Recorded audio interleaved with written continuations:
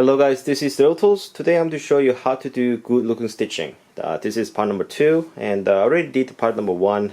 This is the preparation of a tool, how to make the tool shiny and sharp. I will put the box at the end of the video to, if you haven't watched it, please do this before you do this. So before I show you how to do good looking stitching, I just want to talk about the board that I'm using. This is the board that I'm going to use the pricking iron on. You may see different type of surface plates that people recommend over the internet, but I've found that the best result comes with the leather. This is actually the split leather, and I glued it all together. So it's about 8 or 9 millimeter thickness. So it's fairly thick. I glued about 5 pieces of leather together. So it's pretty soft. It's a little bit bendy, and it's a pretty firm leather. And what it does is that it protects the tip very well. So if you put your leather here and you penetrate, sometimes it will go all the way through if you don't control your power. And if you have like a granite plate underneath the project that you're working on, your tip will hitting the stones, and your tip will break and your tool won't last that long. So I recommend just glue the piece of the leather together, okay, like this, and then make it very thick. Okay, if this is this thick, it's really hard to get into with like a 1 or 2 stroke. So make it leather board like this. And if you don't have that, this is the HDPE, high density polyethylene cutting board. This is actually the raw material that's just before turning into the cutting board.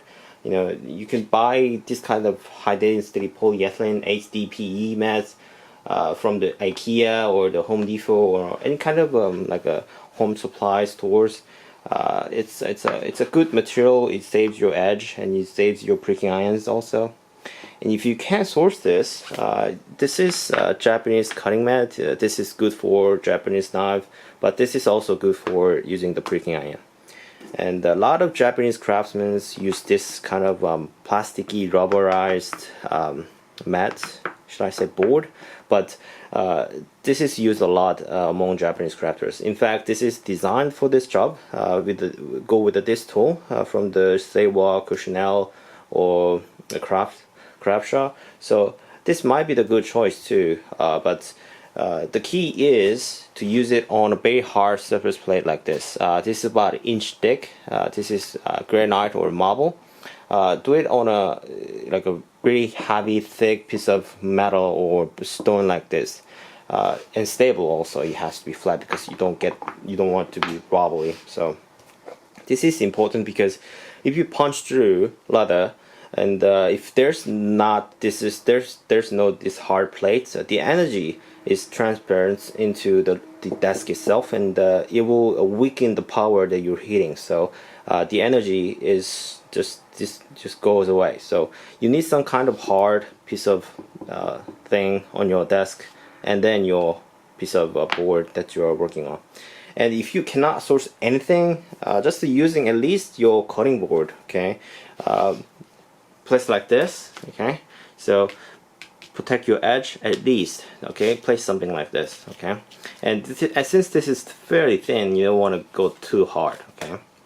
So right now I think I will just go with the high density polyethylene. This is easy to get in most countries, so but I recommend the best is the leather board itself, okay. This is the piece of potato split leather, and I just glue it all and I cut it into sizes. Alright, so let's just show you what it's like. Okay, so here's the results that I want to achieve. Okay, these 2 lines have been achieved with the same tool, this tool. Okay, and I control the power a little bit, and this is the result. The top and bottom is all good. Okay, and I'm just to show you why is it different. Okay. Now it's the same piece of leather, okay? It's the same piece of leather, and I drew 2 lines in each, okay? And one on the top line, I'm going to slightly hit with a hammer, and at the bottom I'm going just to make a mark impression with just a hand power. Okay, now you have to go with some kind of hard mallet, hard hammer. You don't want to go with a steel hammer. Some guys do it because it's, you know, it gives the most power, and what does it do? It will mushroom out the end of the tool, so it will go very bulge at the end, and it will go shorten with the time. But it's a cheap foldable tool, so if you want to go with a steel hammer, I cannot stop you. But just I recommend this hard plastic rubber hammer. I mean this is plastic hammer, or at least rawhide hammer. Both are good, but I'm going to use this hammer just in case you guys don't have this. This is from Water Leather. Very nice price, and I like it a lot. It's not light. I think there's something inside of this rawhide. Not sure exactly, but it has a good weight. It has almost good weight as this one. So it's a very nice nice blows into it, and it's not soft. I mean, it's hard. Okay, so all right, so let's do it. So the good thing about the Japanese pricking iron, instead of European pricking irons, that you can align your marks very easily. I drew a line here, so the tip, very sharp, the pointed tip here, I'm show you. Okay, this sharp tip will be in line with the lines that I drew with the dividers. Okay, so you're not going to under the line, or you're not going to up the line like the one you use with the European style. You go with just on the line. Okay, so I'm going to do line the line, and then I'm going to lightly tap. Okay,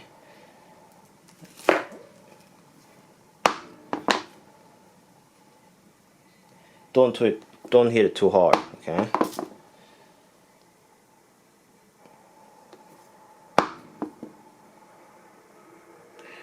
okay, this one is very small. Okay, it has a small mark. What happens if you do it all the way through? Okay, it will leave a very large marks. Okay, like this. It's a smaller horse because you polished and you grounded some of the materials out, so it's a smaller horse than the original ones, new ones, but it's very large. Okay, it's a good if you don't want to do a all work. You know, it's a one blow and it's all the way through like this. So it's now you already made a hole, good size of hole like this, but the hole size is very big. Okay, so big holes. It requires thicker thread to fill up this hole size, and then, you know, it kind of look bulky. Not sure if you like this, but, you know, big size doesn't really mean good. So I recommend, you know, hitting with a light pressure, light power, and then you will have very small holes, and you will just need to make the holes with the oil, and then it will make good holes for the stitching. Now I accidentally did a very small power on this one, and I will show you just a hole punching motion, and see if you guys like it. Okay, okay, punch it all the way through like this. Okay,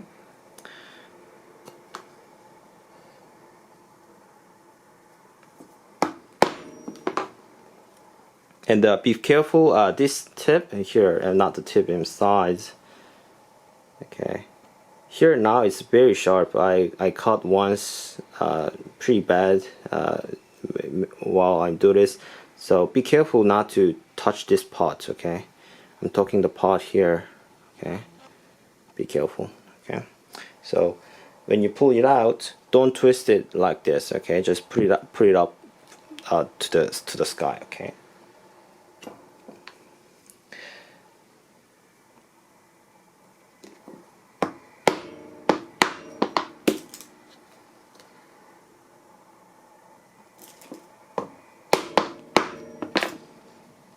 Okay, so I need to now punch hole mark, and just use some kind of a cork or anything soft. You could use sponges if you want, but the cork is very nice for this kind of job. So this is just a simple oil. It's not special oil, just a cheap kind you could get. I think this was a Crab Shaw brand, or Seiwa. It's a Seiwa brand oil, and I put a Japanese rouge on the handle. The tip has been ground like this to make a small hole. It's simply just I flatted out the tip. I already made a video on how to sharpen your oil, so I would just put the small box at the end of the video so you can watch this. So alright, so after you leave your mug here, you see the top line, I will need to punch this through to make an actual hole. So when you do this, do it in a very consistent motion. Okay, so you don't want to go like, okay, you just want to place your arm, some kind of rest your arm onto the board somewhere, and then you do it with consistency. Okay, watch this. Okay. Oops.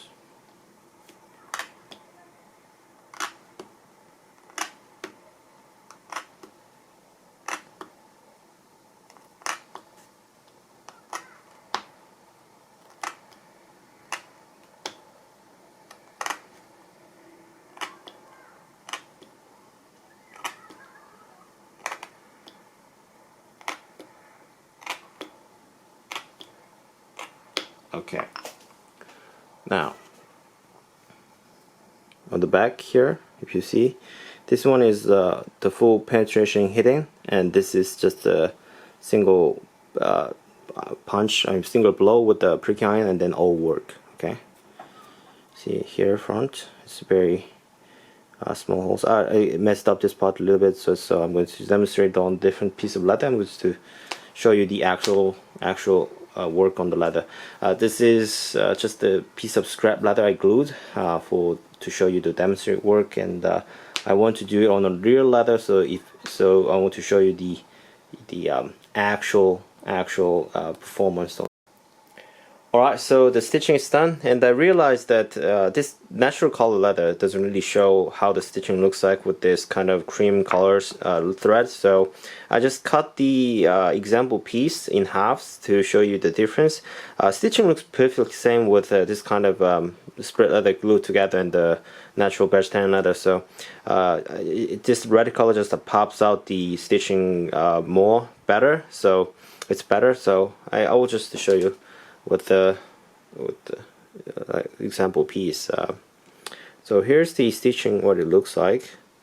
To remind you, this is Kyoshin Elle 4mm pricking iron, and the thread is Ritza 25, and the top one here is 0.8mm thickness, and the bottom one is 0.6mm thickness. Okay, and here top hole is made with a hard blow with the mallet, with the hammer, so it has a big holes.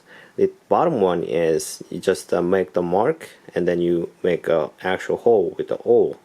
Okay, I did not use any of the special tools, just shaping the tools and controlling the power of using the tool. So just how it looks like after the result. So it looks very nice. It just gives you better stitching with the small holes. Okay, so here, oops, this is just to make sure. Yeah, this is the thread that I used. It's a Ritza 25 tiger thread from the Rocky Mountain Leather Supply. It's a cream color. It's a 0.6mm thickness. Okay, I'll do the full review on this thread. It's a great thread for stitching, hand stitching. Okay, so many of you guys will wonder what it looks like after the hammering. Okay, so let me show you. This is before hammering. Okay,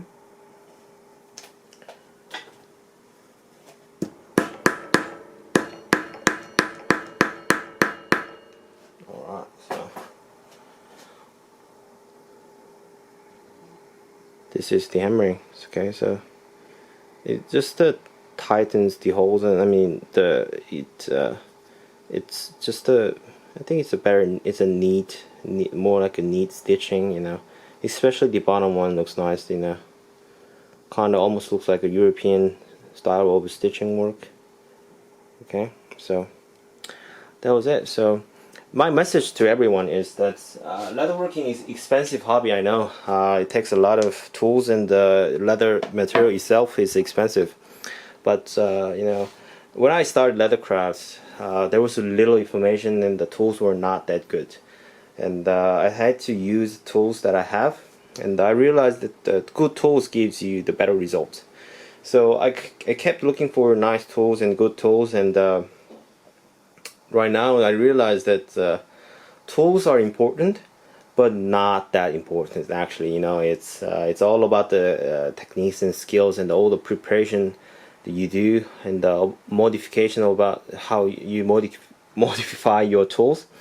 So you know, don't get frustrated, and you know, don't be let down by the tools that you have. You know, this Kyoshin Elle pricking iron is very nice. So you know, if you're on a budget, you could just, you know, prepare this tool nicely and use it, and you know, use more your hand, more your technique.